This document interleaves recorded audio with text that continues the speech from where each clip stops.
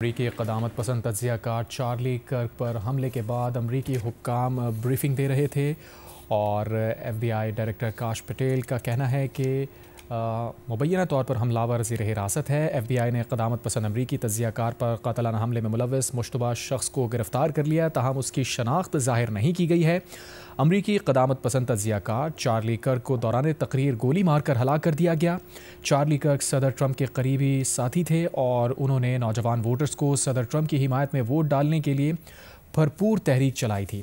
Charlie کرک یوٹا valley university کی تقریب میں تقریر کر رہے تھے اور اس دوران ان پر فائرنگ ہو گئی اور اس فائرنگ کے فوری بعد انہیں اسپتال منتقل کیا گیا، لیکن وہ جاں بحق نہ ہو سکے۔ اسپتال میں ان کی سرجری بھی کی گئی لیکن وہ جاں بحق نہ ہو سکے۔ ان کی عمر 31 برس تھی۔ حکام کے مطابق چارلی کرک کو صرف ایک گولی ماری گئی جو سیدھی آ کر نشانے پر لگی۔ یونیورسٹی انتظامیہ کا خیال ہے کہ کرک کو 180 میٹر دور سے گولی ماری گئی۔ فائرنگ سے چند لمحے پہلے کرک سے مجمع میں کسی شخص نے یہ سوال بھی پوچھا تھا کہ کیا آپ 10 سال کے دوران امریکہ میں لوگوں کو اجتماعی طور پر مارنے والے شوٹرز کی تعداد جانتے ہیں؟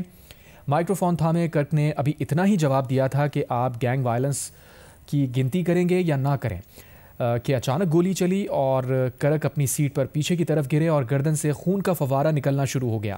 واقعے کے وقت تجزیہ کار کی بیوی اور 2 کمسن بچے بھی کیمپس میں ہی موجود تھے۔ اس حوالے سے ایف بی آئی کے ڈائریکٹر کاش پٹیل نے تصدیق کی ہے کہ مشتبہ شخص گرفتار کر لیا گیا ہے۔ تقریب میں پولیس موجود تھی مگر یہ عام لوگوں کو آنے کی اجازت تھی اور لوگوں کی تلاشی بھی نہیں لی گئی تھی۔ اس متعلق روسی میڈیا نے عینی شاہدین کے حوالے سے کہا ہے کہ کرک ٹرانسجنڈر افراد سے متعلق ذکر کر رہے تھے۔ کرک یوکرینی حکومت کو بھی کڑی تنقید کا نشانہ بناتے رہے ہیں اور یوکرین کو فوجی امداد کے مخالف رہے ہیں۔ وہ روس سے سفارتی تعلقات کی بحالی کی بھی وکالت کرتے رہے ہیں۔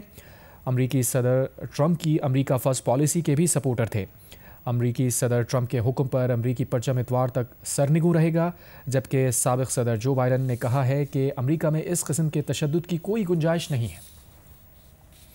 ایف بی آئی نے قدامت پسند امریکی تجزیہ کار پر قاتلانہ حملے میں ملوث مشتبہ شخص کو گرفتار کر لیا ہے، تاہم اس کی شناخت ظاہر نہیں کی گئی ہے۔